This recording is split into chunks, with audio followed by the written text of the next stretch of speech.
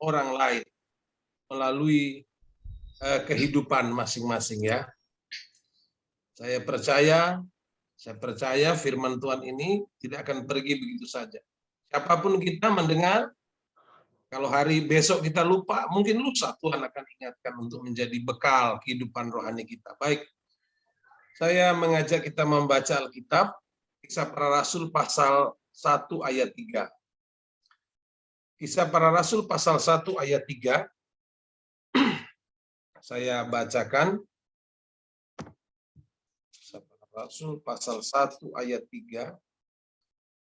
Kepada mereka ia menunjukkan dirinya setelah penderitaannya selesai, dan dengan banyak tanda ia membuktikan bahwa ia hidup. Sebab selama 40 hari ia berulang-ulang menampakkan diri dan berbicara kepada mereka tentang kerajaan Allah. Puji Tuhan. Jadi suasana kita hari-hari ini sebagai orang Kristen, kita memasuki masa-masa di mana kita memperingati 40 hari ke depan setelah Tuhan Yesus bangkit. Tuhan menampakkan diri kepada para muridnya. Nah, Bapak Ibu, saya sebenarnya ingin share itu jumlah berapa kali Tuhan Yesus menampakkan diri. Saya coba share ya Pak ya, saya cuma share, saya tidak bacakan saja, cuma saya share aja. Apa bisa Pak saya share itu Pak? Bisa, sebentar Pak ya.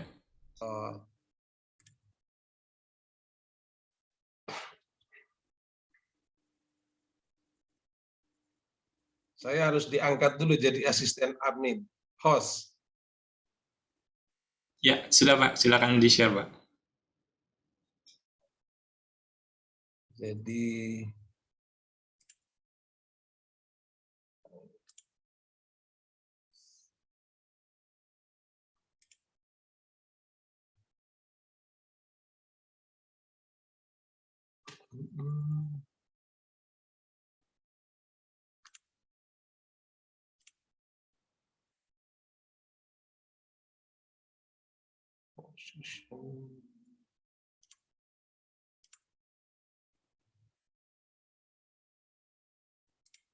aduh, saya mencari mau masukkan kayaknya agak kesulitan ini. Lebih baik saya secara general aja lah ya Bapak Ibu. Hari-hari ini supaya kita tidak makan waktu juga. Hari-hari ini kita sedang pada masa memperingati Hari Kebangkitan Tuhan. Saya beri judul khotbah saya pada hari ini, esensi penampakan diri Tuhan Yesus. Atau bisa saya luaskan arti dan makna penampakan diri Tuhan Yesus setelah dia bangkit dari kematian.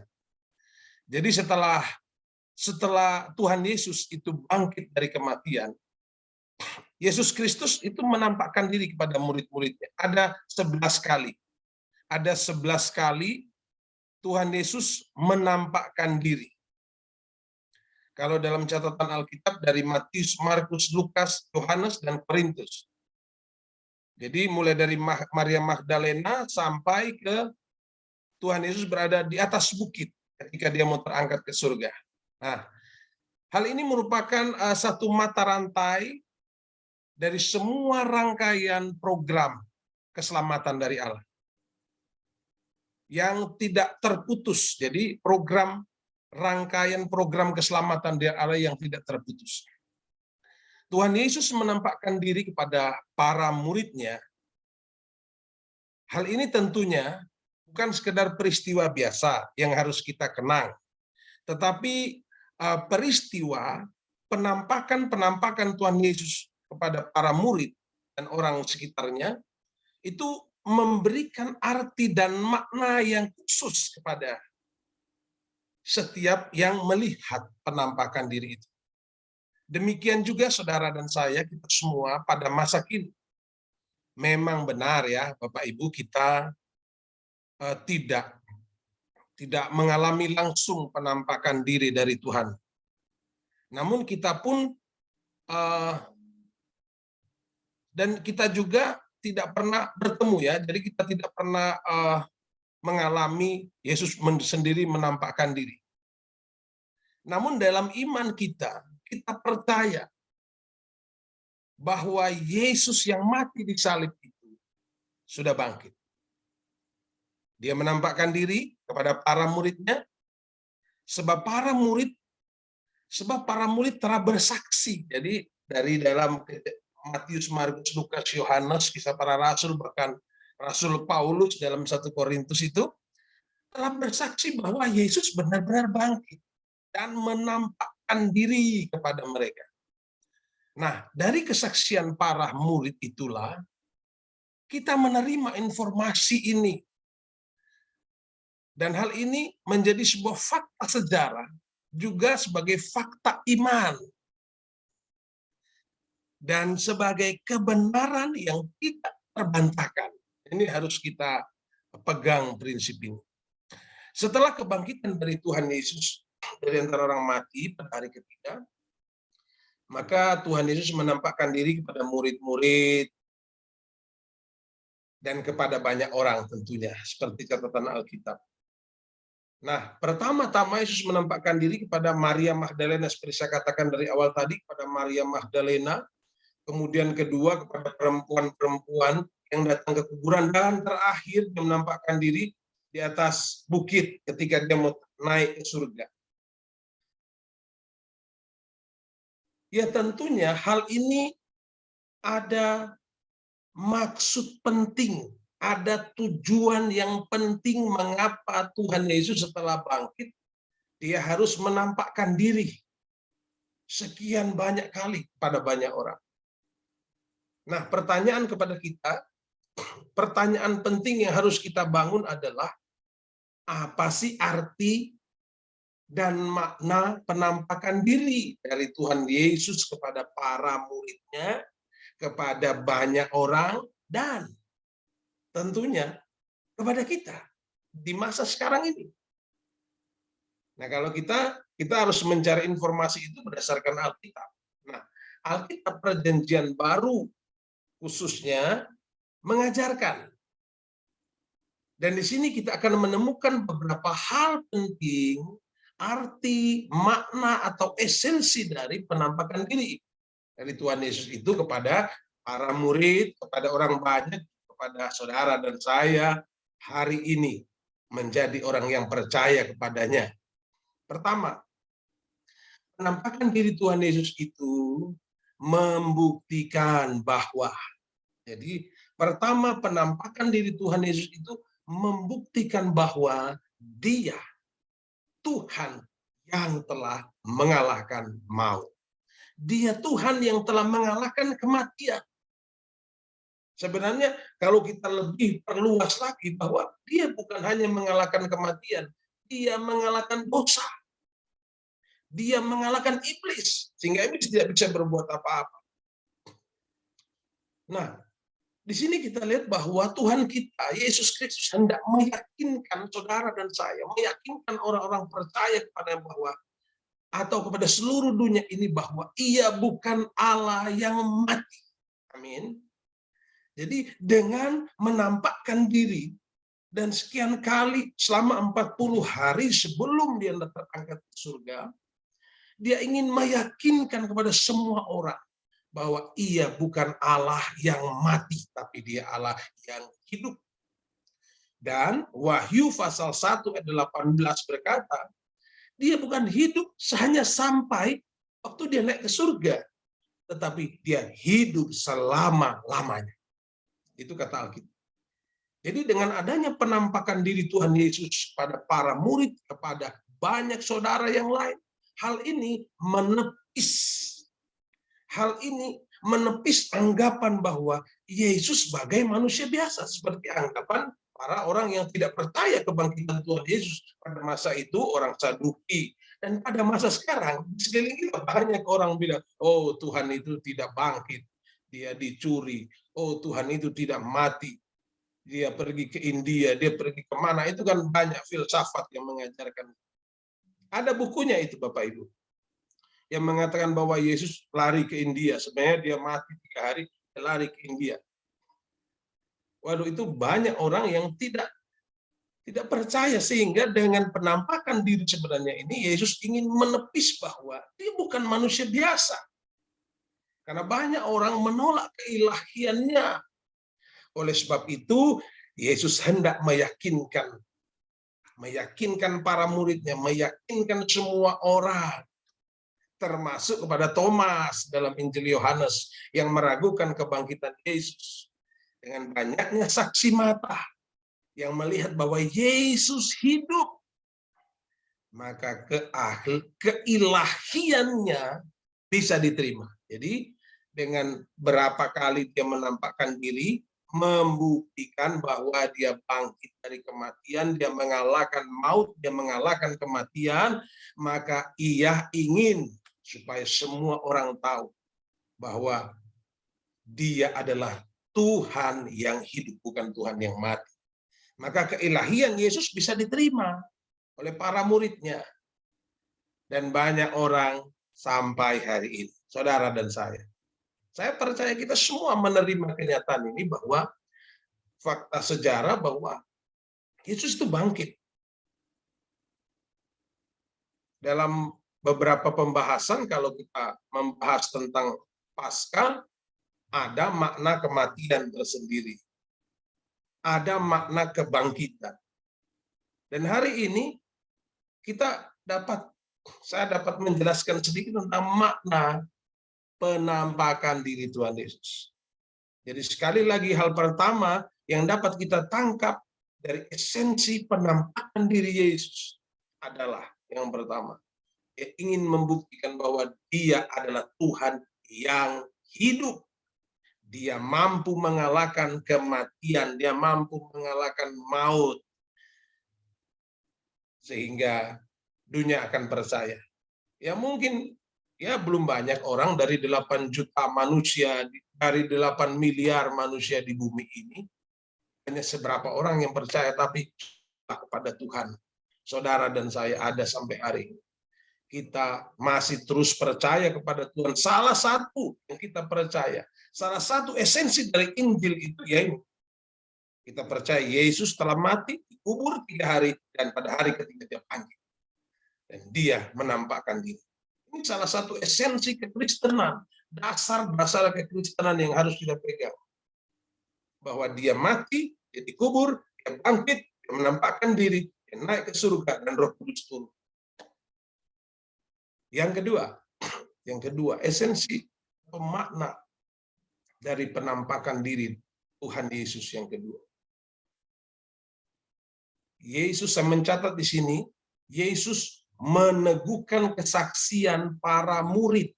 Jadi makna dari penampakan diri Tuhan Yesus selama sekian belas kali dia menampakkan diri. Bukan hanya sekedar penampakan diri biasa atau seperti anggapan orang. Tapi peristiwa ini akan membuktikan. Yang kedua, Yesus ingin meneguhkan kesaksian dari para murid tentang dirinya. Jadi Tuhan Yesus menampakkan diri kepada para murid dengan tujuan untuk meneguhkan, untuk mengokohkan kesaksian mereka.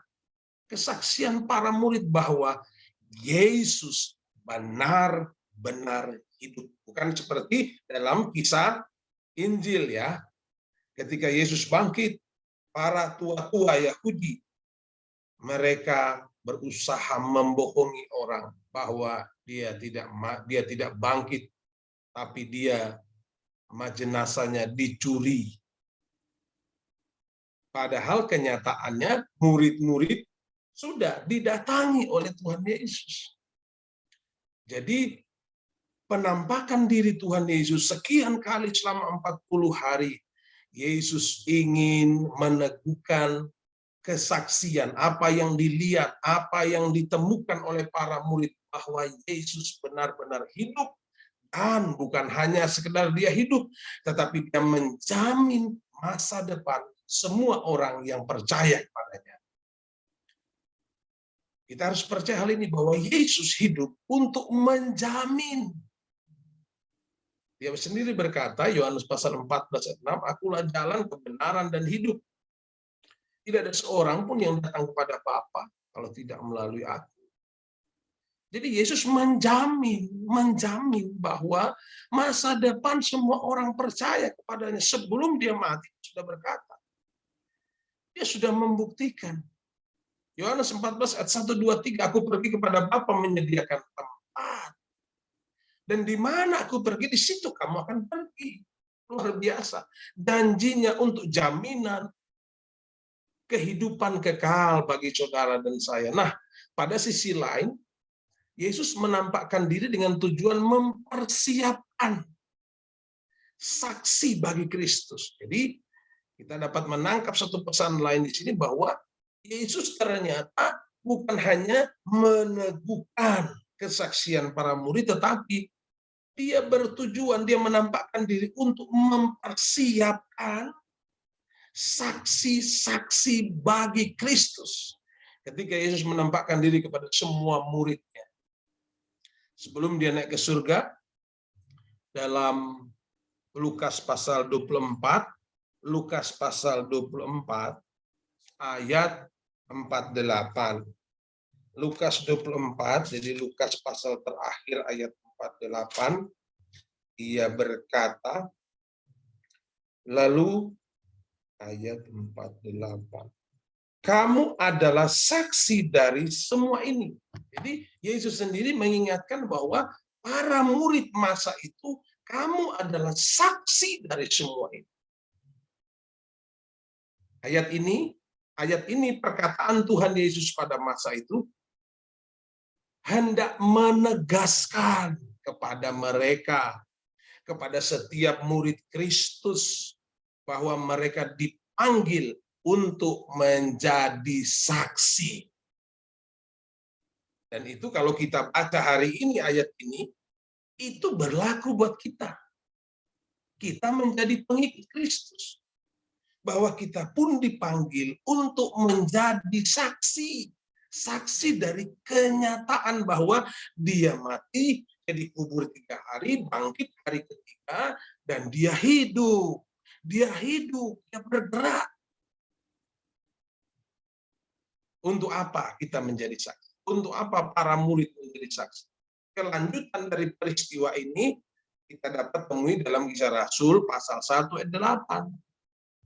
Jadi para murid dipanggil untuk menjadi saksi yang apa? Yang mempublikasikan, yang menyebarkan, yang menceritakan karya salib Kristus. Mulai dari kematian, kebangkitan, penampakan diri, dan kenaikannya ke surga. Nah ini tujuan dia menampakkan diri. Alkitab menegaskan peranan para saksi ini. Seperti yang saya katakan tadi, peranan para saksi atau pentingnya saksi-saksi yang percaya bahwa Yesus hidup, Yesus bangkit, Yesus ada sampai hari. Hal ini sangat penting. Kisah Rasul pasal 1 ayat 8 mencatat, seperti saya ingatkan tadi. Tujuannya untuk memberitakan keilahian Yesus. Keilahian Yesus artinya bumi ini liang lahat tidak mampu menahan dia di dalam kuburan 3 hari. Dia bangkit, dia hidup kepada semua orang. Bahkan 1 Korintus berkata, Rasul Paulus berkata, kalau tidak ada kebangkitan orang mati, kalau Yesus tidak bangkit, sia-sia iman saudara dan saya. Sia-sia kita jadi Kristen, sia-sia kita berdoa, sia-sia kita beribadah. Kalau kita tidak melihat, tidak mempercayai bahwa Yesus itu bangkit. Jadi tujuan menjadi saksi adalah untuk memberitakan keilahian Yesus kepada semua orang, mulai dari Yerusalem, Yudea, Samaria, sampai ke ujung bumi. Saya kira Bapak Ibu sudah paham tentang tujuan ini. Jadi mulai dari Yerusalem, itu selalu diartikan di keluarga rumah tangga kita sendiri, menjadi saksi, membuktikan bahwa Kristus itu hidup dalam rumah tangga. Segala sesuatu dapat diselesaikan dengan berdoa, dengan menyerahkan kepada Tuhan. Pergumulan hidup berkat Tuhan akan mengalir ketika kita percaya bahwa Yesus itu hidup. Kalau dia hidup, dia hadir dalam rumah tangga kita. Dan sampai ke Yudea, sampai Samaria. Samaria itu gambaran dari orang-orang yang percaya Tuhan, tapi sebenarnya mereka tidak sepenuhnya percaya. Mereka hidup dalam tradisi, itu Samaria. Dan sampai hari ini sekitar kita ada orang seperti itu. Mari kita yakinkan mereka. Mari kita bangun iman mereka dengan membuat mereka percaya, meyakinkan mereka bahwa Yesus itu bukan Tuhan yang mati, tapi Dia hidup. Kita tidak perlu memaksa mereka, tapi dengan membuktikan dari diri kita, kita beriman pada Tuhan yang hidup, maka kita menjadi saksi oleh pimpinan Roh Kudus. 1 Korintus Kisah Para Rasul 1:8 kan, berkata, kamu akan diberi kuasa. Jadi bukan kita semata-mata, tapi kuasa itu yang akan bekerja memampukan kita dalam rumah tangga, di sekeliling kita, sampai Samaria, bahkan sampai ke ujung bumi, di tempat yang mungkin asing bagi kita, di daerah atau di wilayah, di tempat orang yang belum kita kenal, kita bisa menjadi berkat di sana untuk membuktikan bahwa kita punya Tuhan yang hidup. Kalau kita perhatikan, mana mungkin, jadi kalau kita hanya diam saja, kita tidak menyaksikan, membuktikan bahwa Yesus itu hidup dalam pribadi rumah tangga kita, mana mungkin semua orang dapat mengenal Kristus. Mana mungkin orang bisa percaya kepada Kristus kalau tidak ada murid yang pergi, tidak ada kita yang pergi memberitakan tentang keilahian Yesus, tidak ada kita membicarakan, membuktikan dengan gaya pola hidup kita. Harusnya kita hidup seperti Filipi pasal 2 ayat 6, memiliki pikiran seperti pikiran Tuhan, memiliki perasaan seperti perasaan Tuhan. Ada sensitivitas tentang kerohanian. Kalau Filipi pasal 1 ayat 21 berkata, hidup adalah Kristus, mati adalah keuntungan. Seharusnya kehidupan kita harus sepola dengan pola hidup Kristus. Wah, ini luar biasa. Maka kita tidak perlu banyak bicara. Kalau hidup kita sudah seperti Kristus, maka ada karisma tersendiri, ada daya tarik tersendiri bahwa kita akan membuktikan bahwa Tuhan yang hidup itu ada dalam rumah tangga saya. Kalau Bapak Ibu bisa berkata hari ini saya ada karena anugerah Tuhan, itu membuktikan bahwa Tuhan itu hidup dalam diri kita. Dan kalau Tuhan hidup dalam diri kita, kita juga harus membuat Tuhan hidup dalam diri orang lain. Kalau Tuhan Yesus berkata, akulah jalan kebenaran dan hidup, bagaimana dengan kita yang hidup di dalam Dia? Apakah kita sudah menjadi jalan kebenaran dan hidup bagi orang lain? Mereka hidup dan mengenal Kristus. Jadi tidak mungkin kalau tidak ada saksi Tuhan, siapa yang akan memberitakan? Jadi di sini, ini akhir khotbah saya. Jadi penampakan diri Tuhan Yesus setelah Dia bangkit dari kematian, dimaksudkan untuk membuktikan keilahian Kristus. Apa itu yang saya katakan tadi? Dia telah mengalahkan kuasa maut. Dia telah membuat maut tidak berkutik, tidak bisa menahan dia. Dan akhirnya dia bangkit. Bahkan bukan hanya bangkit, tapi dia menampakkan diri terus kemudian dia naik ke surga. Hidup untuk selama-lamanya. Wahyu pasal 1 ayat 18 saya ingatkan tadi. Dia hidup selama-lamanya. Bukan hanya hidup waktu di bumi, kemudian naik ke surga terus dia mati, tidak. Tapi dia hidup untuk selama-lamanya. Seperti sebagai, gitu maksud saya, sebagai Allah yang kekal, yang tidak terbatas. Kitab Wahyu berkata juga Dia yang awal dan Dia pula yang akhir, atau yang kita kenal dengan Alfa dan Omega. Dan para murid dipanggil untuk menjadi saksi yang memberitakan tentang kerajaan Allah ini. Jadi kita semua dipanggil saksi, dipanggil untuk menjadi saksi. Ketika para murid dipanggil untuk membuktikan tentang keilahiannya, ya kita semua ada di dalamnya hari ini karena kita mengaku sebagai murid Tuhan. Jadi kesimpulannya, buktinya jelas bahwa Yesus sungguh telah mengalahkan maut. Wahyu pasal 1 ayat 18. Saya suka ayat ini. Dia yang hidup untuk selama-lamanya. Amin. Sekarang tugas kita sebagai murid, saudara dan saya, adalah mari kita bergerak. Mari kita pergi. Mari kita bertindak untuk memberitakan, untuk mempublikasikan kepada dunia dengan cara apapun. Sekarang teknologi udah banyak. Jangan malu mengirim ayat, jangan malu membicarakan tentang Tuhan kita yang hidup. Ya, tentu kita harus menyesuaikan situasi ya. Jangan sembarang juga kita dikasih kesempatan presentasi di kantor, kemudian kita presentasi tentang hal yang tidak terkait dengan itu. Di mana? Di kehidupan kita sehari-hari. Kita harus pergi memberitakan, mempublikasikan, menyebarkan kepada dunia ini bahwa kita punya Tuhan yang hidup, mengalahkan kematian. Kita punya Tuhan yang terus bekerja sampai hari ini, yang menyediakan tempat bagi saudara dan saya. Dia hidup buat kita semuanya. Amin. Tuhan Yesus memberkati. Tuhan. Sebelum saya berdoa, saya ingin kita menyanyikan. Tolong Pak William, kita menyanyi Ku Tetap Cinta. Oh, aku mau cinta Yesus selamanya.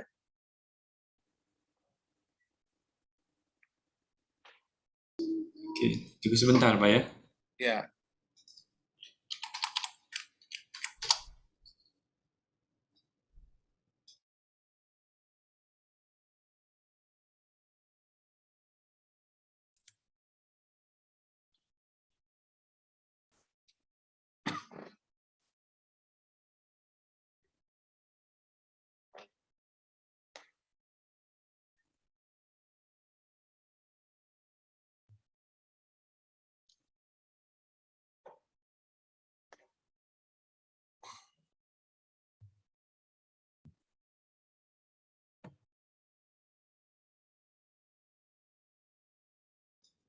Pak, maaf Pak, hostnya bisa dioper ke saya dulu sebentar Pak. Tadi saya oper host.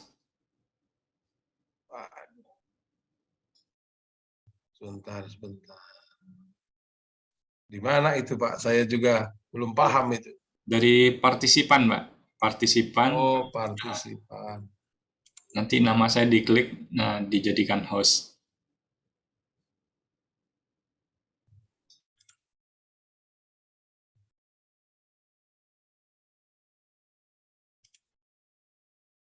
Yes, Pak William. Oke Pak. Ya. Oke, mari kita naikkan lagu ini.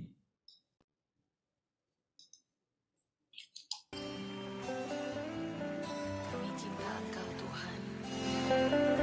Apapun yang terjadi, kami mau tetap cinta Engkau. Ku Mau cinta Yesus Selamanya. Ku mau cinta Yesus selamanya. Meskipun Badai silih berganti dalam hidupku, ku tetap cinta Yesus selamanya. Mau cinta Yesus selamanya.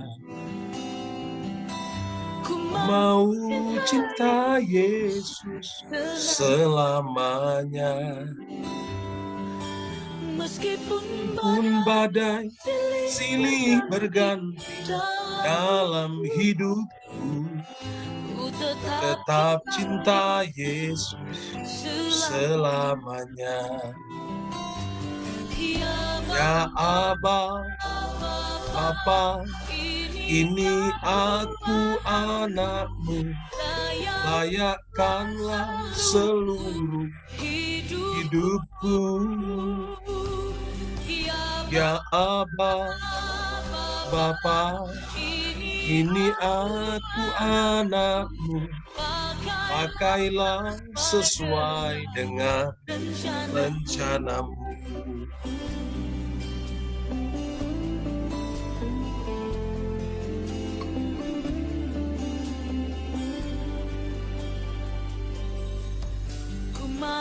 Mau cinta Yesus selamanya.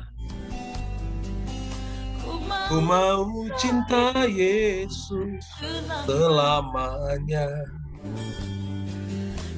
Meskipun badai silih berganti dalam hidupku, tetap cinta Yesus selamanya.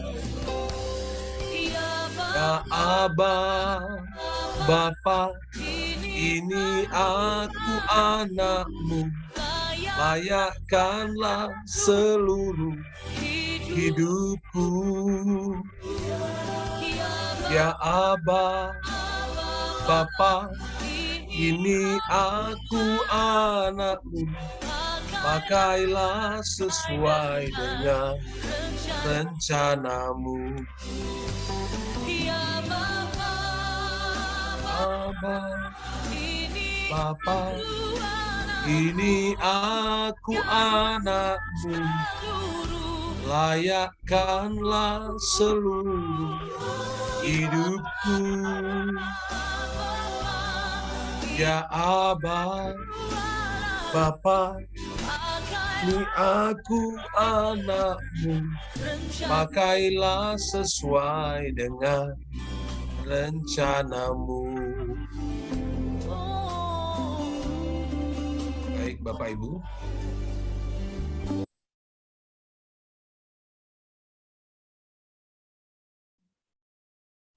Mari kita berdoa. Bapa di dalam sorga, Bapa yang mulia, Bapa yang kami tinggikan, kami agungkan, kami puja dan puji di dalam Tuhan Yesus Kristus.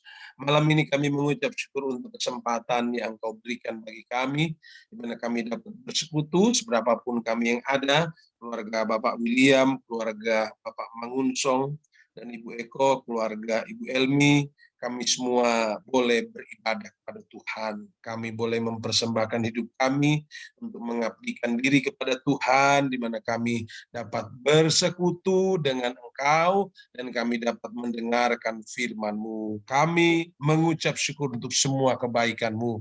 Inilah kami Tuhan, di tengah-tengah situasi di mana kami sedang merayakan, memperingati hari-hari di mana Engkau menampakkan diri, Engkau membuktikan bahwa Engkau mengalahkan maut, Engkau membuktikan bahwa Engkau hidup, Engkau membuktikan bahwa kami adalah murid-murid Tuhan yang harus mempersiapkan diri menjadi saksi Tuhan dan menyebarkan Injil bagi dunia. Tuhan, kami menyerahkan seluruh hidup kami dalam tangan-Mu. Kami percaya Engkau sudah mati, bangkit pada hari ketiga, Engkau menampakkan diri dan Engkau menyiapkan kami untuk menjadi saksi-saksi-Mu. Tuhan, tolong kami, mampukan kami. Kami adalah manusia-manusia biasa, tapi kami bersyukur Engkau memilih kami menjadi orang-orang, menjadi saksi bagi Tuhan, dipercaya oleh Tuhan untuk memberitakan kebenaran kehidupan Kristus, supaya banyak orang percaya bahwa Engkau Tuhan kami, Tuhan yang hidup, yang menyelamatkan, menjamin hidup kami. Terima kasih Tuhan, kami menyerahkan kehidupan Bapak William dan istri, Bapak Mangunsong dan istri, keluarga Ibu Elmi, suami dan anak-anak, kami menyerahkan seluruh keluarga-keluarga ini. Tuhan memberkati, memberi kesehatan, memberi kekuatan, memberikan damai dan sejahtera, memberkati setiap doa, kerinduan, harapan, dan cita-cita. Engkau memberkati apa yang dikerjakan setiap hari, pagi hari, siang hari, malam hari, Tuhan menjaga, melindungi, Tuhan menyertai. Terima kasih Bapa dalam sorga, memberkati keluarga-keluarga besar kami, yang ada di rumah kami maupun di luar rumah, berada di luar kota. Tuhan memberkati, sehingga kami hidup dalam damai sejahtera, kami hidup dalam iman kepadamu, kami berharap sandar hanya kepadamu. Kami tahu Engkau memberkati orang-orang yang mengandalkan Engkau. Terpujilah namamu ya Tuhan. Sebentar kami akan selesaikan pertemuan kami. Kami akan beraktivitas, mungkin kami akan istirahat, atau Bapak Ibu akan melanjutkan pekerjaan di rumah. Tuhan, kami menyerahkan semua dalam tangan-Mu, dan namamu dimuliakan. Kegiatan-kegiatan gereja sepanjang minggu ini, GPT Hosana Cilegon, Tuhan memberkati.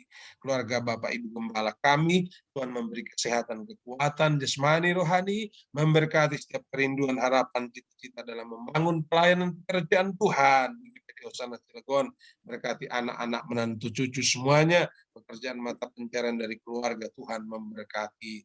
Terpujilah nama Tuhan. Doa untuk kota Cilegon, memberkati pelayanan di sana, memberkati pemerintah di sana, nama Tuhan dipermuliakan. Terima kasih. Bangsa negara ini kami serahkan dalam tangan-Mu. Situasi dan kondisi yang kami lihat hari ini, Tuhan memberkati semuanya, mendatangkan kebaikan, karena kami tahu semua ada dalam kendali Tuhan. Terima kasih Tuhan, kami selesaikan pertemuan kami. Terimalah berkat dan rahmat dari Allah Bapa, terima kasih sayang dari Tuhan kita Yesus, penghiburan, penyertaan, kekuatan dari Allah Roh Kudus ada dalam hidup kita, menyertai kita malam ini sampai Tuhan Yesus datang kembali. Di dalam nama Tuhan Yesus Kristus kami berdoa dan bersyukur. Haleluya. Amin. Selamat malam. Tuhan berkati. Amin. Amin. Terima kasih Pak Randi buat firman pelayanannya. Tuhan Yesus memberkati Pak Randi sekeluarga ya Pak ya. Sama-sama. Oke, terima Selamat kasih malam, juga. Bu Elmi. Ya, Tuhan Yesus memberkati. Terima kasih, sama-sama. Tuhan berkati. Berkati Om. Terima kasih Om. Terima kasih Pak Mangunsong, Bu Eko, Tuhan berkati Pak William dan Ya, istri. sama-sama Pak. Oke, kita akan akhiri Zoom kita ya malam ini ya. Bapak Ibu, terima kasih yang sudah menghadiri. Bu Eko, Pak Mangunsong, Bu Elmi, Pak Randi khususnya. Selamat malam Pak, Tuhan Yesus memberkati semua Malam, Pak. Tuhan Yesus Terima berkati. kasih. Ya, Tuhan Tuhan Yesus berkati. memberkati.